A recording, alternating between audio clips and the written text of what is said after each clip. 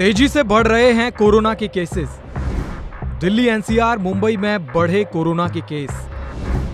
Oxygen cylinder और bed के क्या हैं इंतजामात।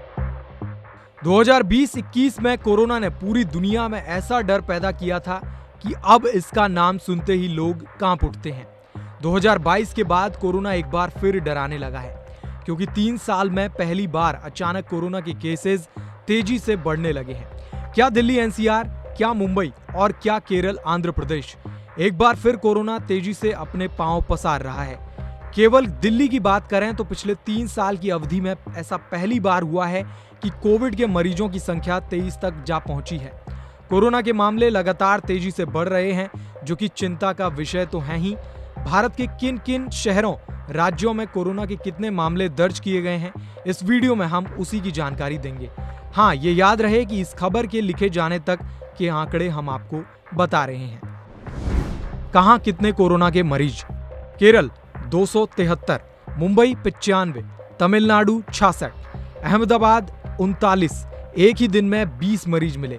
कर्नाटक 35, दिल्ली 23, पुडुचेरी 10, वेस्ट बंगाल 1, सिक्किम 1, नोएडा 1, गाजियाबाद 4। इन आंकड़ों में और भी इजाफा हो सकता है। जैसे जैसे कोरोना पर अपडेट आते जाएंगे, हम आपको उससे अवगत कराते जाएंगे। कोरोना के केसेस में बढ़ोतरी भले ही तेजी से हो रही हो, लेकिन विशेषज्ञों की राय के मुताबिक कोरोना का ये वेरिएंट, जिसका नाम JN.1 है, वो ज्यादा खतरनाक नहीं है। साफ कहें तो ये ज्यादा जानलेवा नहीं बताया जा रहा है। ये सबके लिए अच्छी खबर है।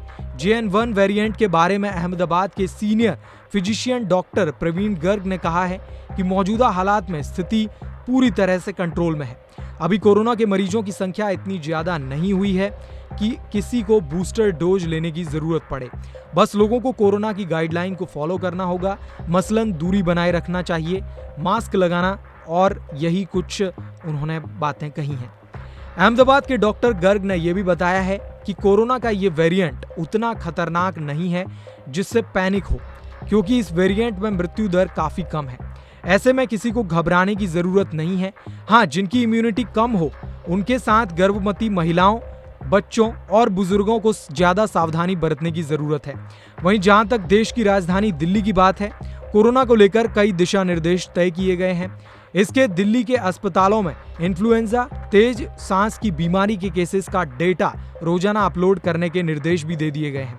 साथ ही अस्पतालों में बेड की संख्या और ऑक्सीजन सिलेंडर की व्यवस्था को पूरी तरह से जांचने और उसे ठीक करने के निर्देश दे दिए गए हैं। आप भी अपना और अपने आसपास के लोगों का ख्याल रखें। अगर कोई कोरोना का मरीज दिखे तो अपने बचाव का ध्यान रखते हुए उसकी मदद करें। साथ ही कोरोना को लेकर आपके क्या अनुभव रहे हैं, हमें कमेंट बॉक्स में जरूर लिखें। इस खबर में बस इतना ही। बाकी अपडेट्स के लिए जुड़े रहें वन इंडिया हिंदी के साथ। Subscribe to One India and never miss an update.